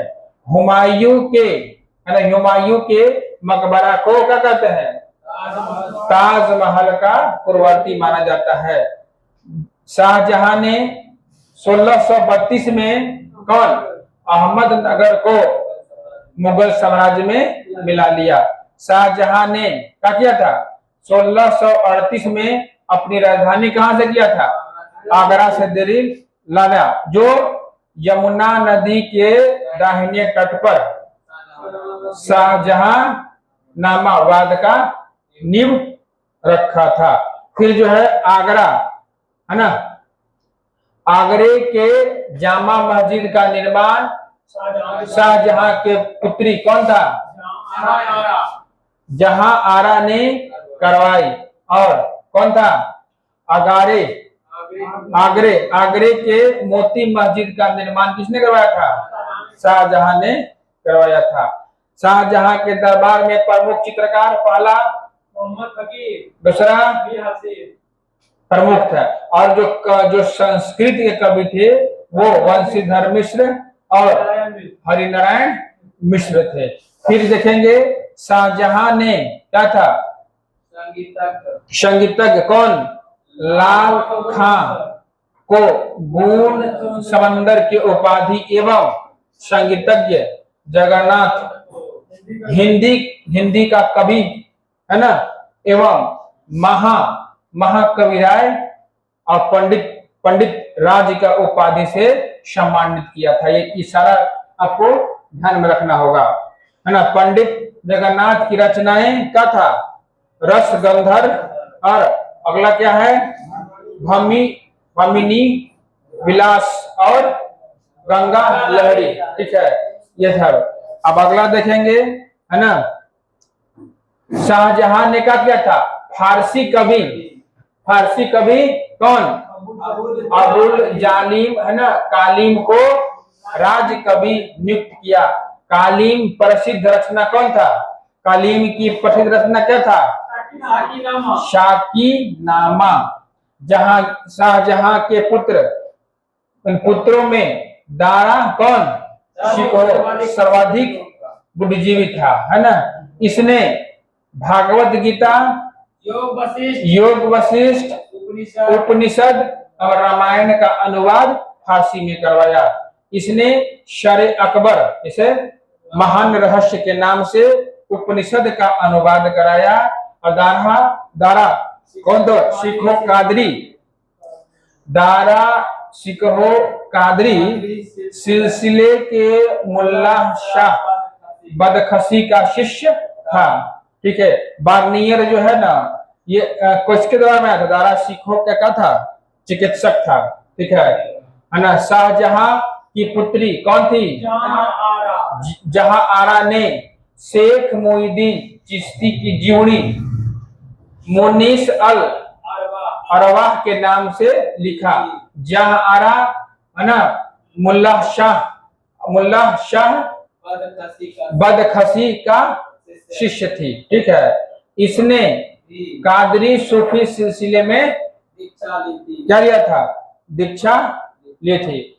शाहजहां ने दिल्ली में एक कॉलेज का निर्माण और दारुल बक्का नामक कॉलेज को क्या किया था? इसने मरम्मत करवाया था। ठीक है, और 1657 में शाहजहां के गंभीर रूप से बीमार पड़ने पर और क्या हो गया?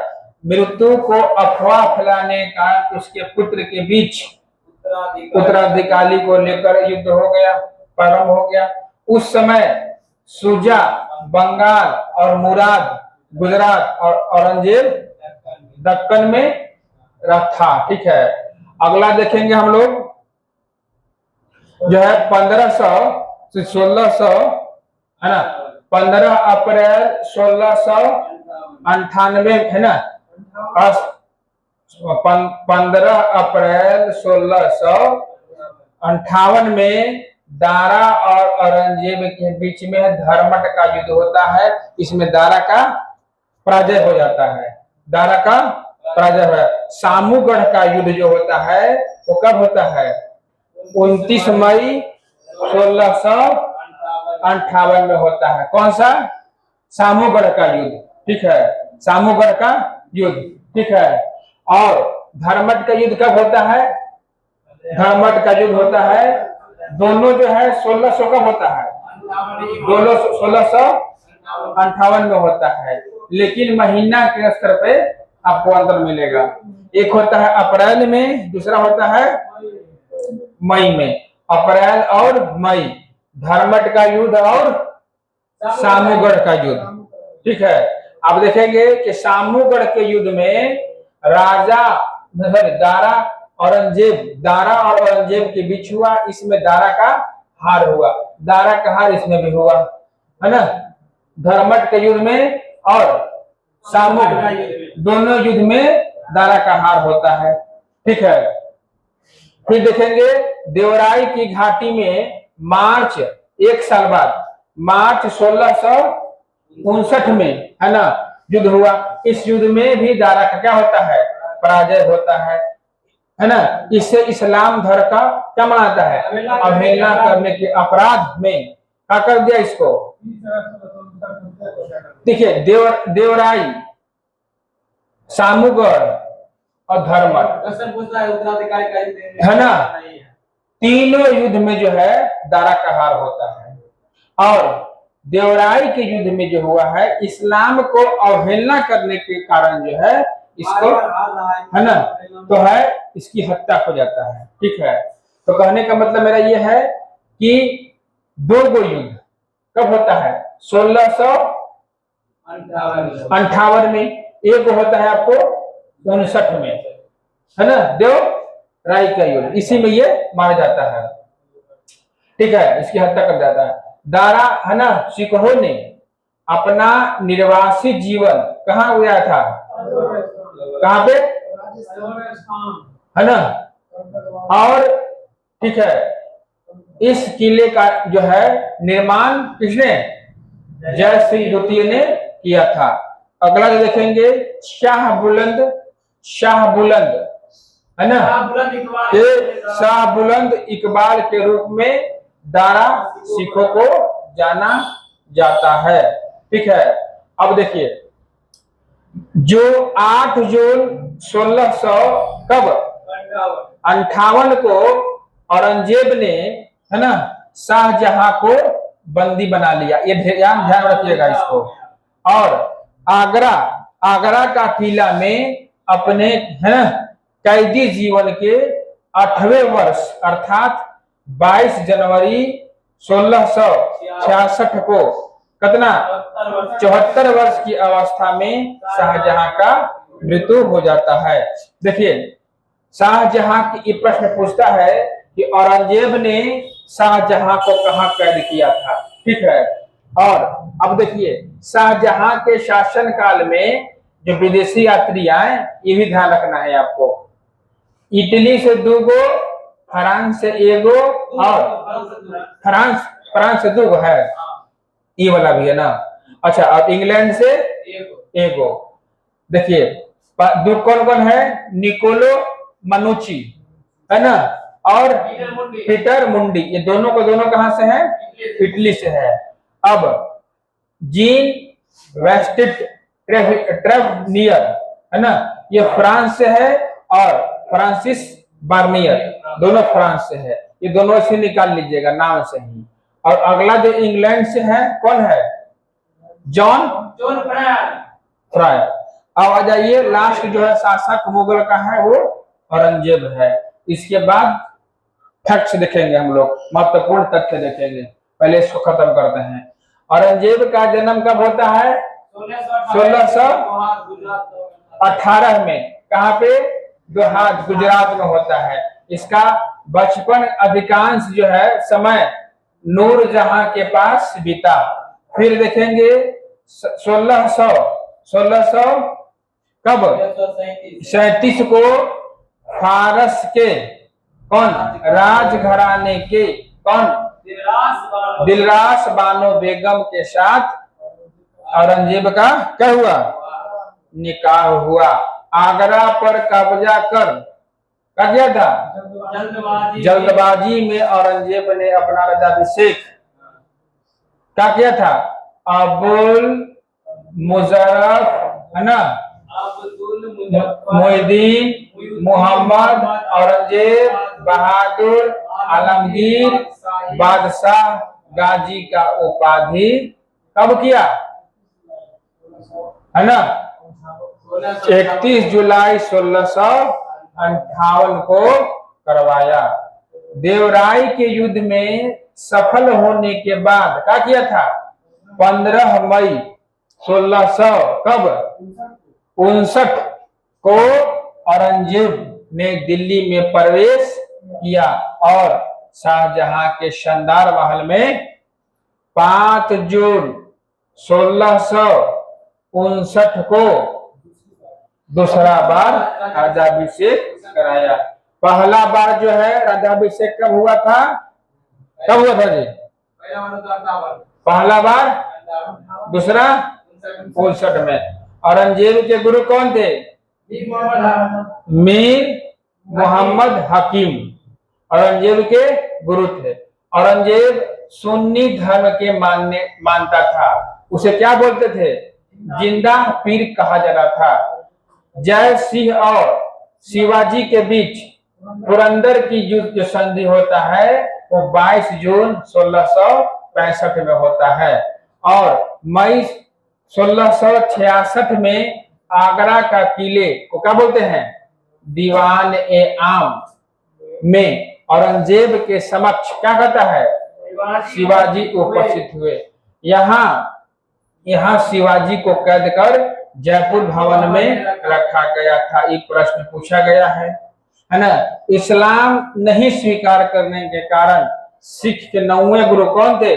गुरु तेग बहादुर की हत्या औरंगजेब ने 1675 में दिल्ली में करवा दिया था। ठीक है, सिख गुरु जब पढ़ते हैं 9वां गुरु युद्ध मरवाया था औरंगजेब ने, इसका चर्चा होता है। और इन जयपुर के भवन में किसको, शिवाजी को इसने कैद किया था। जब मराठा साम्राज्य पढ़िएगा तो इस समय औरंगजेब का चर्चा मिलेगा आपको कि शिवाजी को किसने जो है अब कहाँ कैद किया था, किसने और कहाँ कैद किया था, ये प्रश्न पूछा गया है और जिक्र में आएगा।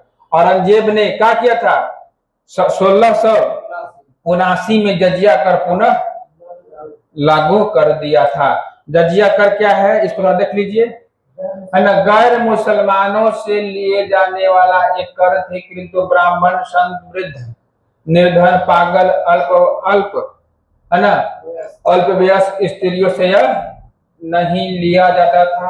भारत में सर्वप्रथम मीर कासिम ने कब 712 ईस्वी में सिंध विजय के बाद जजिया कर वसूलना प्रारंभ किया था।